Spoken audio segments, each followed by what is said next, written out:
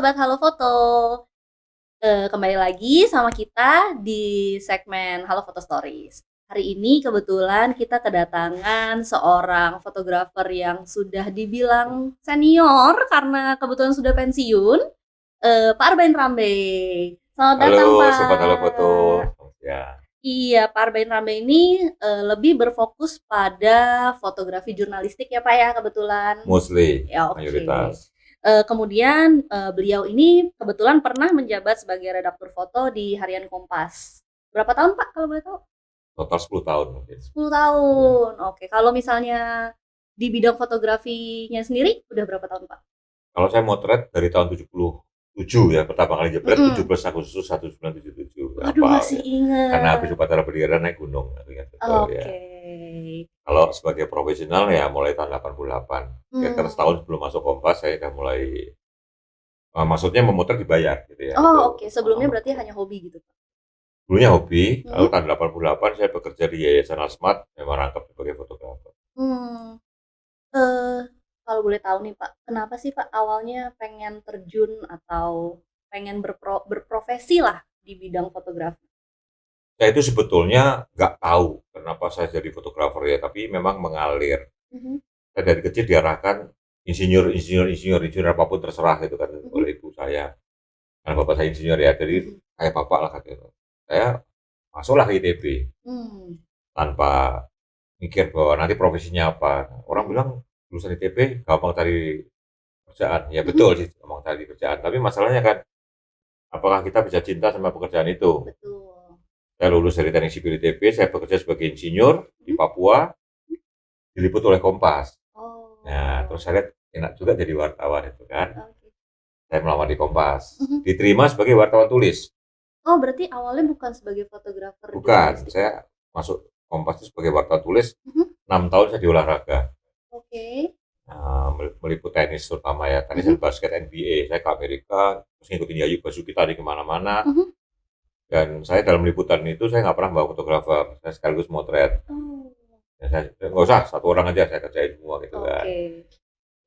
Terakhir pulang dari Olimpiade Atlanta 1996, Mhm, saya ditawari, kamu katanya pengen pindah bagian foto. mhm, Iya, mau kalau boleh saya bilang. Saya lebih suka foto ternyata. oke, Boleh kalau mau tapi langsung jadi redaktur. Nah, saya kaget kan. oke. Ditawari pindah tapi langsung jadi redaktur. Iya. Saya merasa ditantang, saya terima nggak. Itulah mulailah saya sebagai fotografer Oh, jurnalistik. jadi Resmi, dulunya saya motret sebagai wartawan tulis. jadi basically sebenarnya awalnya memang Bapak terjun di jurnalis itu di awal ditulis dulu ya, Pak? Ya, Baru saya foto. tertarik waktu saya di Papua itu diliput oleh Manuel Kasiepo yang sempat jadi menteri zaman Gus Dur. Mhm. Wah jadi wartawan enak juga ya, nulis kemana-mana piknik dibayarin. Nah, saya belum mikir ke arah foto. Iya, Cuma jadi wartawan dulu lah. Setelah masuk saya lihat foto lebih menarik bagi saya. oke. Terus, apa sih, Pak, yang bikin Bapak akhirnya stay di dunia, jurnalis, apalagi di dunia fotografi ya, Pak? Karena kan awalnya Bapak insinyur, Ya, terus karena tidak tahu tidak tahu maksudnya gimana tuh, Pak? dunia profesi itu apa. Ya. Oke, Sekolah itu apa. Jadi saya mhm. masuk aja sekolah. Tapi apa yang Bapak feel apa, Pak, yang Bapak dapetin tuh ketika Bapak pertama kali motret tuh, feel-nya tuh kayak gimana sih, Pak, sampai bilang kayak, "Oh, saya maunya jadi fotografer nih." Kalau saya ditanya kenapa suka foto, Mhm, gitu kan. Jawabannya adalah kalau orang sampai tahu kenapa dia suka, dia nggak benar suka.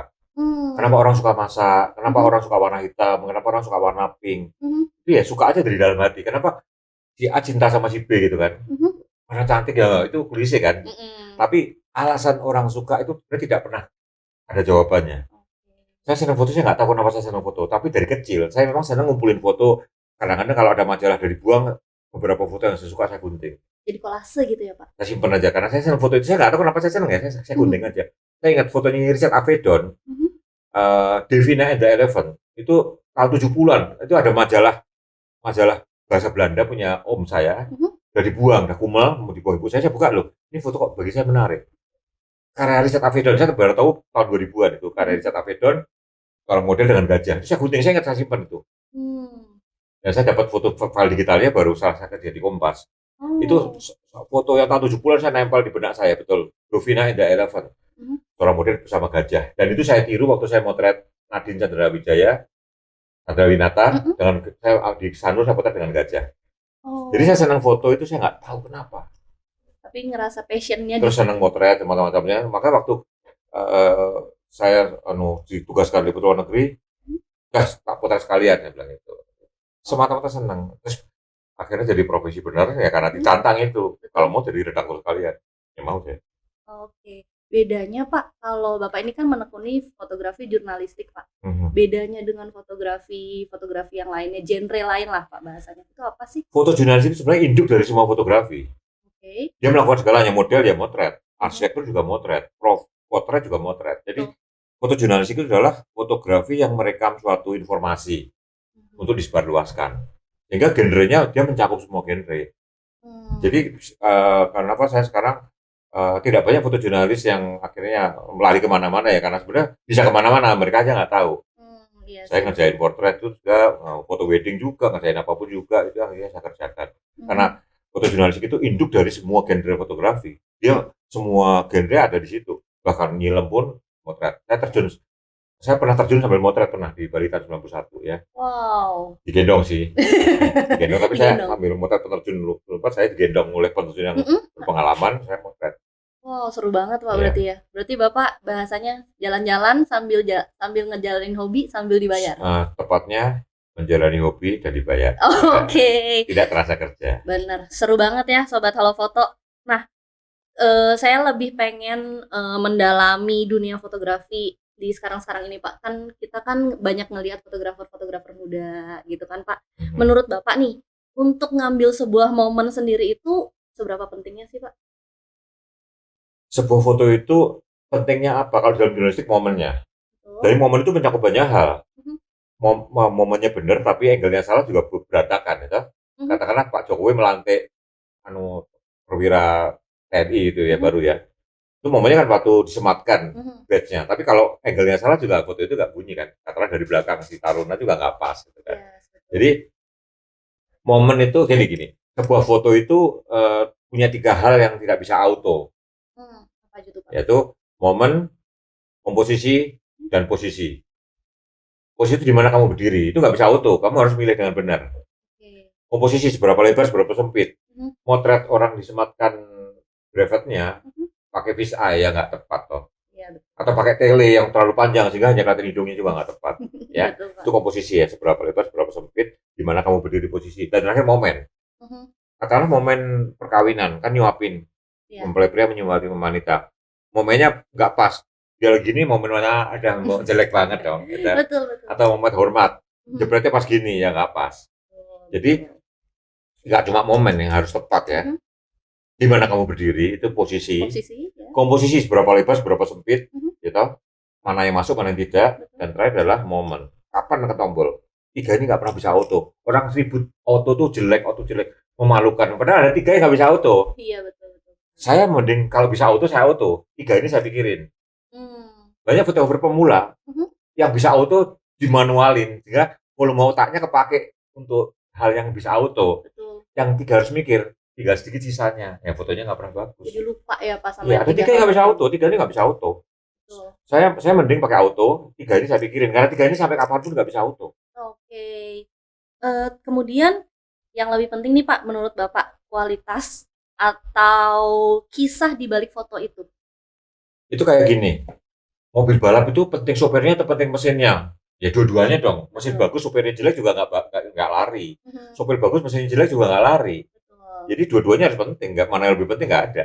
Oke. Kayak cinta ayah atau cinta ibu, ya nggak bisa harus Mhm, dua-duanya. iya sih, bener Itu sih. banyak orang dikotomikan hal yang harusnya sejajar. Oke, bener. Dua-duanya penting, nggak bisa di mana yang lebih penting. Nggak bisa Dan diduluin. sama, mak lebih bagus penting lensanya bagus atau kameranya bagus? Ya dua-duanya. Kamera bagus, lensa jelek ya kamera jelek, gitu. Lensa bagus, kamera jelek sama aja juga jelek. Harus dua-duanya harus bagus. Oke. Kalau Bapak sendiri melihat dunia fotografi belakangan ini, kita bisa bilang mungkin 5 sampai 10 tahun terakhir itu gimana, Pak? Begitu digital mulai masuk, Iya. itu tahun 2000-an. Mhm, Awal tahun 2000 itu fotografi booming betul. mhm. Booming betul. Yes. Tiba-tiba semua orang bisa motret. Ya.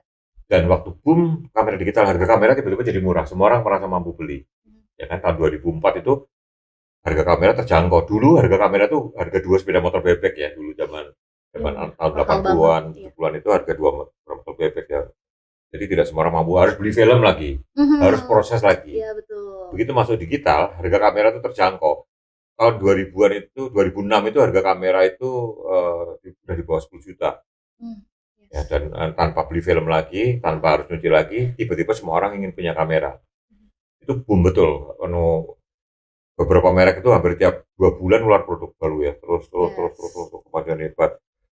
Itu semua orang tiba-tiba merasa bisa motret. Mhm. Lalu era 2014 mulai handphone mulai hebat kameranya. Iya, luar Gitu. biasa. Tahun 2006 udah ada kamera handphone, tapi kan buruk sekali. Iya. Kamera handphone tuh baru hebat tuh era 2012, 2013, 2014 tuh mulai di atas 6 megapiksel ya, mulai bagus. Kamera mulai berkurang penjualannya. Iya, mulai Orang turun. lari ke handphone. Semua orang bisa motret. Mhm. Bahkan cucu kakak saya aja umur 3 tahun udah bisa motret. Cucu saya 1,5 tahun selfie, ngambil handphone, dilihat mukanya selfie. 1,5 tahun cucu saya udah bisa selfie. Iya, Dia senang betul. sekali ketawa, cepet. 1,5 tahun udah bisa selfie. Jadi zaman sekarang itu kalau dibilang boom fotografi ya, jumlah foto yang dihasilkan makin banyak. Tetapi Yes. foto yang bermutu, yang layak untuk produksi atau layak untuk publikasi, ya itu lagi orangnya. Pasti balik ke Terbatas ya. sana-sana lagi Nah, ya, semua orang Pak. bisa motret. Pak, sekarang semua orang bisa motret. Fotografer terancam nggak itu kan? Yes. Sama dengan, loh, semua orang bisa beli kanvas, bisa beli cat, bisa beli kuas. Apakah pelukis terancam? Ya enggak. Enggak. Lebih luas lagi. Semua orang punya tangan. Apakah tukang pijit terancam? Ya enggak gitu loh. Ada namanya skill yang nggak bisa dibohongi ya. Yes. Semua orang punya tangan kan? Betul. Apakah tukang pijit terancam? Enggak. Tukang pijit tetap punya pelanggan. Orang bisa beli kanvas, bisa beli kuas, bisa beli cat. Tetap aja pelukis yang tetap hebat. Sama dengan semua orang bisa beli kamera untuk level tertentu, tetap butuh yang punya skill. Nah, kalau misalnya era digital, tadi kan kita ngebahas kameranya, Pak. Sekarang kita mau ngebahas editingnya.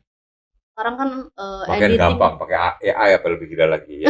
betul, tapi Iya. kan saya mau lihat editing ini sekarang makin lama makin luar biasa ya, Pak. Jadi misalnya orang yang banyak banget tuh, Pak, kalau Korea misalnya orang yang pipinya chubby terus tiba-tiba Operasi diedit. plastik lebih parah kan. Itu sama operasi plastik kan. Betul. Coba tidak usah ke dokter. Betul, Ya, tinggal gitu. main klik gitu. Tapi Menurut editing Bapak itu gimana? terbatas. Orang suka salah bahwa semua bisa edit. Kecuali AI ya. Sekarang AI itu udah beyond imagination betul ya. Zaman dulu editing, saya bilang foto itu kalau diri jadi bagus, foto itu memang punya bakat bagus. Belum kambing didanain kayak apapun bisa nggak ganteng. Tetap Ya, jadi kira-kira kambing. gitulah, kira-kira gitulah. Iya. Jadi saya ngomong orang didanain lebih cantik kalau dia memang punya bakat cantik. Kenapa dia tampak tidak cantik? Karena mungkin kulitnya terlalu nggak matching ya kiri kanan atau ada coakan di sini yang membuat dia apa kurang cantik atau kurang ganteng itu kan. Dengan make up lekukan-lekukan itu bisa ditusir kan sehingga jadi Yes, cantik misalkan itu betul. ya. Jadi bakatnya memang udah ada, ganteng atau cantik. Foto sama. Foto yang bisa jadi bagus adalah foto itu yang punya bakat bagus. Foto yang salah banget. Editing itu bukan untuk memperbaiki kesalahan. Orang suka salah. Editing itu Yes. untuk menyempurnakan. Ibaratnya ngecat mobil dipoles supaya mengkilat gitu ya. Tapi kalau yang motret udah jelek banget dipoles apapun juga nggak bisa mengkilat itu kan udah salah. Misalkan dari ngeblok gitu. Jadi editing itu ada batasnya. Editing klasik ya. Iya. Bukan editing AI ya. Editing AI itu udah beyond sampai lightingnya bisa dirubah semua dengan AI Iya, itu betul. udah beyond imagination lagi. Iya. Oke, Pak. Kalau misalnya kayak gitu berarti sebenarnya wajar-wajar aja nggak sih, Pak, kalau misalnya ada seorang fotografer ya over edit? Sorry, makin profesional sama fotografer, profesional dalam fotografi industri ya. Betul. Jadi fotografi itu ada 3 macam ya. Fotografi fotografi dokumentasi, fotografi industri. Ya, gini, foto itu ada 3, seni, profesional dan industri. Industri itu cuma ada kalau ada yang bayar. Kayak foto wedding. Kalau dia nggak bayar, ya fotografi nggak motret kan. Itu fotografi industri ya, kelas industri ya. Dalam fotografi industri, makin profesional sama fotografer, dia akan makin banyak pakai Photoshop. Serius, bukan makin kurang. Makin banyak karena dia mau makin sempurna. Seorang tukang tembok yang makin profesional, dia akan makin banyak pakai amplas. Yes, betul. Iya, salah. Photoshop, editor apapun, alat editing apapun itu adalah untuk membuat fotonya makin perfect, bukan untuk berbagi kesalahan. Bukan, udah pro kok pakai Photoshop. Salah lo. Justru makin pro makin banyak pakai Photoshop. Itu kesaksian saya lihat teman-teman saya semua profesional. Karena dia ingin berikan yang terbaik. Makin profesional makin banyak pakai Photoshop. Kalau edit berlebihan tuh sampai kelihatan berlebihan tuh editnya yang edit belum berpengalaman. Hmm. Editing yang bagus tuh nggak kerasa diedit. Cuma fotonya makin bagus. Smooth lah ya Pak editing. Editing berlebihan artinya editnya salah. Atau foto itu memang jelek banget, terus dipaksain supaya mau tampak bagus ya. Jadi ini editnya berlebihan ya, karena sampai kelihatan itu artinya salah edit. Edit yang benar tidak kelihatan kalau diedit. Jadi basically sebenarnya harusnya fotonya sendiri memang sudah bagus ya Udah Pak? bagus. Editing itu hanya untuk ibaratnya mengukir jago. Ya amplas supaya makin perfect. Yes. Kalau ngukirnya udah jelek, nggak bisa amplas, nggak bisa memperbaiki. Editing itu sebenarnya amplas. Oke, jadi Refining sebenarnya tepatnya. Refining. Jadi sebetulnya wajar-wajar aja ya sobat kalau misalnya kita mau ngeedit foto kita, karena kan banyak orang yang nggak jago nih fotonya diedit, pasti kan gitu Pak. Iya, artinya sampai kelihatan diedit artinya ya editnya juga nggak bener. Betul, berarti Itu nggak bener. jangan terlalu banyak diedit guys, gitu.